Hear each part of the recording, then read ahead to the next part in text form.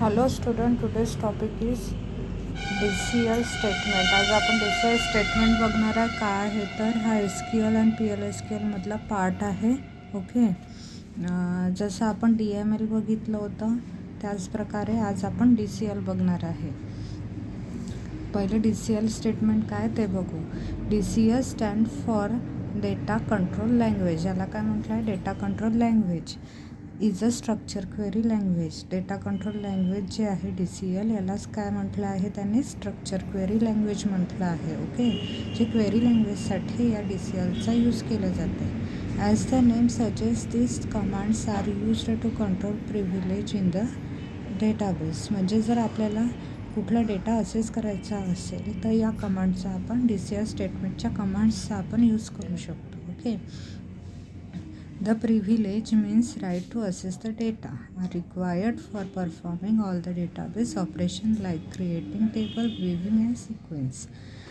Create table, view करणे table आणि sequence wise लावणे त्या टेबलमधला डेटा. हे कशाचं काम आहे? DCL स्टेटमेंटचं आहे.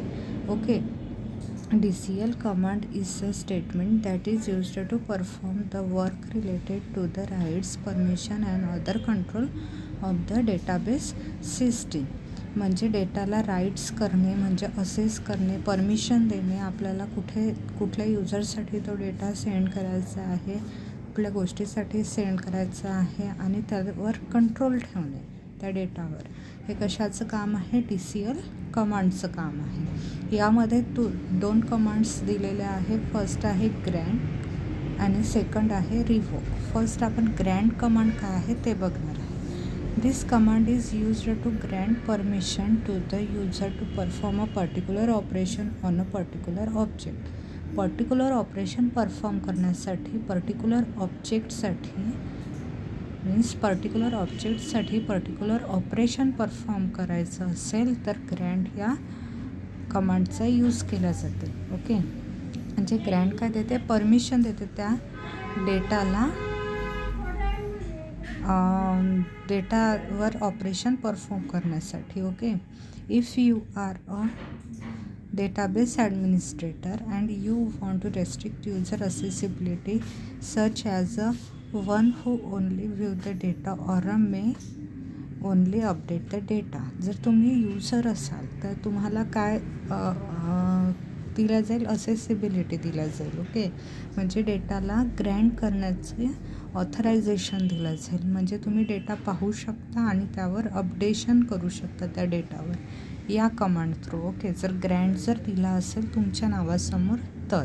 Okay, you can give the privilege permission to the user according to your wish. तुमची जर इच्छा असेल तर तुम्ही युजरला परमिशन देऊ शकता तो डेटा अपडेट आणि व्ह्यू करण्यासाठी. ओके, याचं सिंटॅक्स खालीप्रमाणे दिलं आहे. Grant privilege list. Grant privilege list means तुम्हाला एका युजरचं नाव द्यायचं आहे, कुठल्या युजरला तुम्हाला डेटा असेस करायसाठी द्यायचं आहे ते. ओके, त्यानंतर कुठला डेटा तुम्हाला असेस करायचा आहे तो द्यायचा ऑब्जेक्ट नेममध्ये आणि कुठल्या युजरसाठी द्यायचा आहे तो द्यायचा आहे. ओके, त्यानंतर आहे रिव्होक.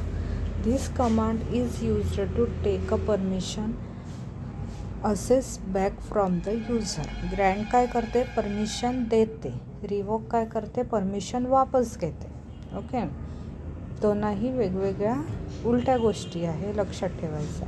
If you want to return permission from the database that you have granted to the user at that time you need to run revoke command. जर तुम्हाला ती ग्रँट केलेली कमांड जर वापस घ्यायची असेल तर तुम्ही रिव्होक कमांड देऊ शकता. त्यासाठी जे रिव्होक कमांड दिल्याने ती जी परमिशन दिली आहे आपण ज्या ऑब्जेक्टसाठी ती परमिशन काय येईल? वापस येईल. म्हणजेच ते ऑब्जेक्ट्स काय येईल? तो डेटा काय येईल? आपला वापस येईल. ओके, खाली सिंटॅक्स दिलेला आहे. रिव्होक प्रिव्हिलेज लिस्ट म्हणजे इथे तुम्हाला लिस्टचं नाव द्यायचं आहे, कुठल्या लिस्टचा डेटा तुम्हाला वापस घ्यायचा आहे ते, आणि त्यामधला कुठला ऑब्जेक्ट वापस घ्यायचा आहे ते ऑब्जेक्ट नेमकं द्यायचं आणि कुठल्या युजरपासून घ्यायचं आहे ते द्यायचं. जर तुम्ही एखाद्या युजरला ग्रँटेड केलं असेल तर तुम्ही त्याला रिवोकसुद्धा करू शकता. ती असेसिबिलिटी तुमच्याजवळ असते, रिवोक करणे आणि ग्रँट करणे. Okay, thank you students.